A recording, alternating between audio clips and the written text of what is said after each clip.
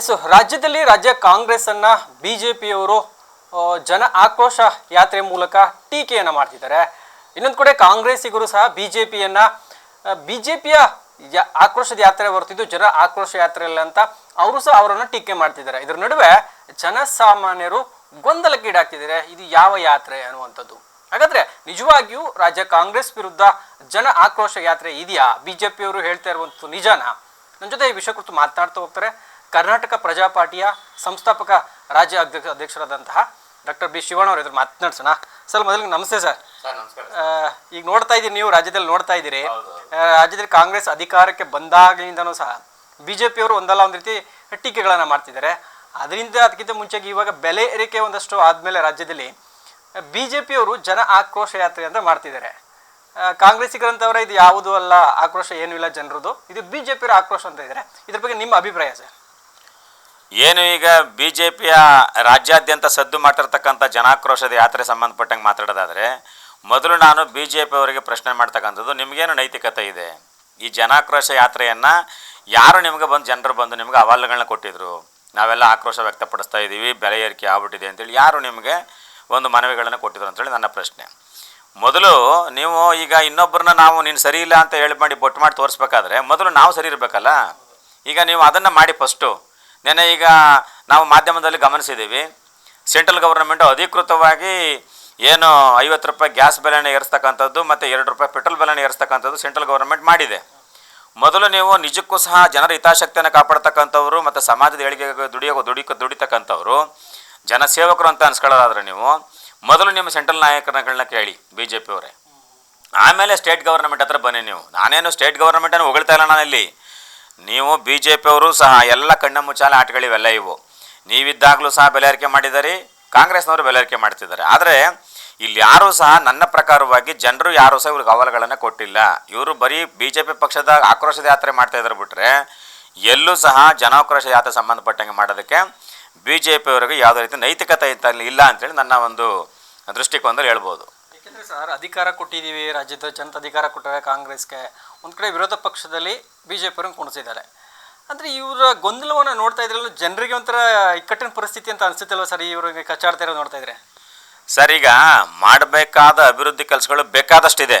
ಸಾಮಾನ್ಯ ಜನರನ್ನು ರಕ್ಷಣೆ ಮಾಡಬೇಕಾದಂಥ ಅಭಿವೃದ್ಧಿ ಕೆಲಸಗಳು ಮತ್ತು ಏನು ಮೂಲಭೂತ ಸೌಕರ್ಯಗಳನ್ನು ಕೊಡ್ತಕ್ಕಂಥ ಕೆಲಸಗಳು ಸಂಬಂಧಪಟ್ಟಂಗಿರ್ಬೋದು, ಮತ್ತು ನಮ್ಮ ರೈತ ವರ್ಗದವ್ರಿಗೆ ಅನುಕೂಲ ಮಾಡ್ತಕ್ಕಂಥ ಕೆಲಸಗಳಿರ್ಬೋದು, ಎಲ್ಲ ಸಾಕಷ್ಟು ಕೆಲಸಗಳು ಬೇಕಾದಷ್ಟಿದೆ. ಇವರು ನಮ್ಮ ಕಾಂಗ್ರೆಸ್ ಪಕ್ಷಕ್ಕೆ ಹೇಳೋದಾದರೆ ಮೇಕೆದಾಟು ಯೋಜನೆನ ಜಾರಿ ತರ್ತೀವಿ ಅಂತೇಳಿ ತುಂಬ ಚುನಾವಣೆಗಿಂತ ಪೂರ್ವದಲ್ಲಿ ತುಂಬ ದೊಡ್ಡ ಮಟ್ಟದ ಹೋರಾಟ ಆಯಿತು. ಮೇಕೆದಾಟು ಸಂಬಂಧಪಟ್ಟಂಗೆ ಎಲ್ಲಿದೆ ಡೆವಲಪ್ಮೆಂಟ್ಸು? ಕಾಣ್ತಾ ಇದೆಯಾ? ಏನೂ ಕಾಣ್ತಾ ಇಲ್ಲ. ಇವತ್ತು ರೈತರುಗಳ ಬೆಳೆಗಳಿಗೆ ಬೆಂಬಲ ಬೆಳೆ ಕೊಡ್ತೀವಿ ನಾವು ಅಂತೇಳಿ ಹಲವಾರು ಬಾರಿ ಇವರು ಅಧಿಕಾರಕ್ಕೆ ಬರೋಕ್ಕೆ ಪೂರ್ವದಲ್ಲಿ ಮಾತನ್ನು ಕೊಟ್ಟಿದ್ದಾರೆ, ಒಂದು ಭರವಸೆನ ಕೊಟ್ಟಿದ್ದಾರೆ, ಪ್ರಣಾಳಿಕೆಯಲ್ಲೂ ಸಹ ಓಡಿಸಿದ್ದಾರೆ. ಎಲ್ಲಿ ರೈತರುಗಳ ಬೆಳೆಗಳಿಗೆ ಬೆಳೆಗಳನ್ನು ಕೊಟ್ಟಿದ್ದಾರೆ? ರೈತರುಗಳ ಜಮೀನುಗಳು ಹೋಗ್ತಕ್ಕಂಥ ರಸ್ತೆಗಳಿಗೆ ಸಂಪರ್ಕವನ್ನು ಕಲ್ಪಿಸ್ತಕ್ಕಂಥ ರಸ್ತೆಗಳನ್ನು ಮಾಡ್ತೀವಿ ಅಂತೇಳಿ ಭರವಸೆಗಳನ್ನು ಕೊಟ್ಟಿದ್ದಾರೆ. ಎಲ್ಲೂ ಸಹ ಅದನ್ನು ಮಾಡ್ತಕ್ಕಂಥದ್ದು ಕಾಣ್ತಾ ಇಲ್ಲ. ಹಾಗಾಗಿ ಬಿ ಜೆ ಪಿಯವ್ರು ಬಂದಾಗ ದೊಡ್ಡ ಕರಪ್ಷನ್ ಮಾಡಿದ್ರು. ಮಾಡಬಾರ್ದು ಕರಪ್ಷನ್ ಮಾಡಿ ತುಂಬ ಜನರ ತಿರಸ್ಕಾರ ಮನಗೋದ್ರು. ಈಗ ಕಾಂಗ್ರೆಸ್ನವ್ರು ಬಂದಿದ್ದಾರೆ. ಕಾಂಗ್ರೆಸ್ನವರು ಸಹ ಜನರ ನಾಡಿಮಿಟ್ಟಗಳನ್ನು ಅರ್ಥಕೊಂಡು ರೈತಾಪಿ ವರ್ಗದವರ ಸಂರಕ್ಷಣೆಗಾಗಿ ಮತ್ತು ನಮ್ಮ ಕಾರ್ಮಿಕರ ರಕ್ಷಣೆಗಾಗಿ ಏನೋ ಕೆಲಸಗಳನ್ನು ಮಾಡಿ ಒಂದು ಸ್ವಲ್ಪ ಏನು ಸಮಾಜಮುಖಿ ಕೆಲಸಗಳನ್ನು ಮಾಡದೇ ಇದ್ದ ಪಕ್ಷದಲ್ಲಿ ಬಿ ಜೆ ಪಿಯವ್ರಿಗಾದಂಥ ಸ್ಥಿತಿ ಕಾಂಗ್ರೆಸ್ಗೂ ಬರ್ತದೆ. ಆಗ ನಾವು ಈಗ ನಮಗೇನಪ್ಪ ಅಂದರೆ ನಾವೆಲ್ಲ ಸಣ್ಣ ಪುಟ್ಟ ಪಕ್ಷಗಳು ನಾವೆಲ್ಲರೂ ಸಹ ಮುಂದಿನ ದಿನಗಳಲ್ಲಿ ನಾವೆಲ್ಲ ಹೋರಾಟಗಳನ್ನು ಏನೇನು ಮಾಡಬೇಕು ಅಂತೇಳಿ ಪ್ಲಾನ್ಗಳನ್ನು ಮಾಡ್ತಾ ಇದ್ದೀವಿ. ನೋಡೋಣ ಜನಗಳು ಯಾವ ರೀತಿಯಲ್ಲಿ ಸ್ವೀಕಾರ ಮಾಡ್ತಾ ನೋಡ್ಕೊಂಡು ಹೋರಾಟಗಳನ್ನು ಮಾಡ್ತೀವಿ ಮುಂದಿನ ದಿನಗಳಲ್ಲಿ. ಯಾಕೆಂದರೆ ಇಂಥ ಪರಿಸ್ಥಿತಿ ಆದಂಥ ಸಂದರ್ಭದಲ್ಲಿ, ಯಾಕೆಂದರೆ ಎರಡು ರಾಷ್ಟ್ರೀಯ ಪಕ್ಷಗಳ ಇಷ್ಟೊಂದು ಈ ಮಟ್ಟಕ್ಕೆ ಜನರ ಸಮಸ್ಯೆಗಳನ್ನ ಆಲಿಸಬೇಕಿತ್ತು. ಈಗ ಬೇಸಿಗೆಗಾಲ ಇದೆ, ನೀರಿನ ಸಮಸ್ಯೆಗಳಿರ್ತವೆ, ಜಾನುವಾರುಗಳಿಗೆ ಮೇವಿನ ಸಮಸ್ಯೆ ಇರ್ತದೆ. ಇಂಥ ವಿಚಾರಗಳು ಎತ್ಕೊಂಡು ಹೋರಾಟವನ್ನು ಮಾಡಬೇಕಿರ್ತದೆ. ಒಂದು ಕಡೆ ಇವರು ಬೆಲೆ ಏರಿಕೆ ವಿಚಾರವನ್ನು ಎತ್ಕೊಂಡು ಸಾಕಷ್ಟು ಒಂದು ಕಡೆ ಅಗ್ಗಜಗ್ಗಾಟ ಆಗ್ತಿದೆ. ಬದಲಿ ವ್ಯವಸ್ಥೆ ಬೇಕು ಅಂತ ಅನಿಸ್ತಿದೆಯಲ್ಲ ಸರ್? ಸರ್, ಬೆಲೆ ಏರಿಕೆ ವಿಚಾರ ಅಂತಕ್ಕಂಥದ್ದು ಆಯಾ ಸಂದರ್ಭಕ್ಕನುಗುಣವಾಗಿ ಆಯಾ ಸಂದರ್ಭದಲ್ಲಿ ಏನನ್ನು ಬೆಲೆಗಳು ಏರ್ತವೆ. ಕೆಲವೊಂದು ಕಚ್ಚಾ ತೈಲಗಳಿರ್ಬೋದು, ಮತ್ತೊಂದು ವಸ್ತುಗಳಿರ್ಬೋದು, ಬೆಲೆಗಳು ಏರ್ತಕ್ಕಂಥ ಸಂದರ್ಭದಲ್ಲಿ ಈಗ ಬೆಲೆ ಏರಿಸ್ತಕ್ಕಂಥದ್ದು ಸಹಜವಾಗಿ ಮಾಡ್ತಕ್ಕಂಥ ಒಂದು ಪ್ರಕ್ರಿಯೆಗಳಾಗ್ತವೆ. ಆದರೆ ನಾನು ಹೇಳ್ತಕ್ಕಂಥದ್ದು ಏನಪ್ಪ ಅಂದ್ರೆ, ರೈತರಿಗೆ ವಿರುದ್ಧವಾಗಿ, ಕಾರ್ಮಿಕರ ವಿರುದ್ಧವಾಗಿ, ಶ್ರೀಸಾಮಾನ್ಯರ ಜನರಿಗೆ ತೊಂದರೆ ಆಗ್ತಕ್ಕಂಥ ರೀತಿಯಲ್ಲಿ ನಾವು ಬೆಲೆ ಏರಿಕೆ ಮಾಡ್ತಕ್ಕಂಥದ್ದು ಒಳ್ಳೆ ಬೆಳವಣಿಗೆ ಅಲ್ಲ.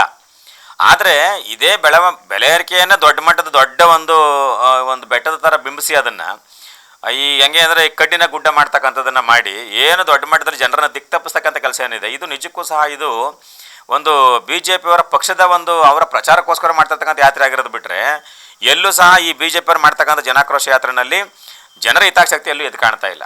ನನ್ನ ಪ್ರಕಾರವಾಗಿ ನಾನೇನು ಯಾವುದು ಪಕ್ಷನ ಹೊಗಳ್ತಾ ಇಲ್ಲ, ಬಿ ಜೆ ಪಿನೂ ಕಾಂಗ್ರೆಸ್ನ ಹೊಗಳೋದು ತೆಗೊಳ್ಳೋದನ್ನು ಮಾಡ್ತೇನೆ. ನಾನು ಹೇಳೋದು, ನೀವು ಒಂದು ಜನಾಕ್ರೋಶ ಯಾತ್ರೆ ಮಾಡಬೇಕಾದ್ರೆ ನಿಮಗೆ ನೈತಿಕತೆ ಇದೆ, ನಿಮ್ಮ ಸೆಂಟ್ರಲ್ ನಾಯಕರುಗಳನ್ನು ಕೇಳಿ ಫಸ್ಟು, ಆಮೇಲೆ ನೀವು ಮಾತಾಡಿ ಅಂತ. ಈಗ ನಿಮ್ಮಲ್ಲೇ 108 ಮಾಡಿ ನೀವೇ ಕಳೆದ ಬಾರಿ ನೀವು ಇದ್ದಾಗ ಅಧಿಕಾರದಲ್ಲಿದ್ದಾಗ ಹಲವಾರು ಭ್ರಷ್ಟಾಚಾರಗಳನ್ನು ಮಾಡಿ ಹೋಗಿದ್ದೀರಿ, ತಿಂದು ಕುಡಿದು ನುಂಗಿ ಹೋಗಿದ್ದೀರಿ. ಈಗ ಕಾಂಗ್ರೆಸ್ ಅವರು ಬಂದಿದ್ದಾರೆ, ಕಾಂಗ್ರೆಸ್ ಅವರು ಎಚ್ಚೆತ್ಕೊಂಡು ಜನರ ಪರವಾಗಿ ಕೆಲಸಗಳನ್ನು ಮಾಡಬೇಕು ಅಂತ ಮನಬಂದು ಮಾಡೋದಾದರೆ ಖಂಡಿತ ಒಳ್ಳೆಯದಾಗುತ್ತೆ ಪಕ್ಷಕ್ಕೆ. ಇಲ್ಲದಿದ್ದರೆ ಕಾಂಗ್ರೆಸ್ ಪಕ್ಷನೂ ಸಹ ಈ ರೀತಿಯಾದಂಥ ಬಿ ಜೆ ಪಿ ಪಕ್ಷ ಹೆಂಗೆ ಹೋಯ್ತು ಹಂಗೆ ಹೋಗ್ಬೇಕಾಗುತ್ತೆ ಮನೆಗೆ. ಆಗ ಗೊತ್ತಾಗ್ತದೆ ಅವ್ರಿಗೆ ಏನೇನು ಮಾಡಿದ್ರೆ ಏನಾಗುತ್ತೆ ಅಂತೇಳಿ. ಏನಕ್ಕೆ ಸರ್, ಇತ್ತೀಚಿನ ರಾಜಕೀಯ ವ್ಯವಸ್ಥೆ ನೋಡ್ತಾ ಇದ್ರೆ ಎಲ್ಲೋ ಒಂದು ಕಡೆ ಗ್ಯಾರಂಟಿಗಳು ಕೊಟ್ಟಿದ್ದೀವಿ ಏನೋ ಒಂದಷ್ಟು ಮಾತನಾಡ್ತಾರೆ, ಅದು ಗ್ಯಾರಂಟಿಯನ್ನು ನಿಭಾಯಿಸ್ತಿಲ್ಲ ಅಂತ ಬಿ ಜೆ ಪಿಯವರು ಮಾತಾಡ್ತಾರೆ. ಒಂದಷ್ಟು ಜನರು ನಮ್ಗೆ ಅನುಕೂಲ ಆಗಿದೆ, ಒಂದಷ್ಟು ಗ್ಯಾರಂಟಿದ ಅನುಕೂಲ ಆಗಿದೆ, ನಾವು ನೆಮ್ಮದಿಯಾಗಿ ಜೀವನ ಮಾಡ್ತೀವಿ ಅಂತ ಒಂದಷ್ಟು ಮಾತನಾಡ್ತಾರೆ. ಈ ಪರಿಸ್ಥಿತಿಗಳನ್ನ ನೋಡ್ತಾ ಇದ್ರೆ ಸರ್, ಏನು ಆಗಬೇಕು ಬದಲಾವಣೆ ಸಮಾಜದಲ್ಲಿ ಅಂತ ಅನ್ಸುತ್ತೆ ನಿಮಗೆ? ಸರ್, ನನ್ನ ಸರ್ಕಾರಕ್ಕೆ ನನ್ನ ಮನವಿ ಮೊದಲಿಂದನೂ ಸಹ ನಾನು ಕೆಲವೊಂದು ಹೋರಾಟಗಳನ್ನು ಮಾಡಿದಾಗ ಹೇಳ್ಕೊಂಡು ಬರ್ತಾ ಇದ್ದೀನಿ, ಸರ್ಕಾರಕ್ಕೆ ಮನವಿಗಳನ್ನು ಸಲ್ಲಿಸ್ಕೊಂಡು ಬರ್ತಾ ಇದ್ದೀವಿ.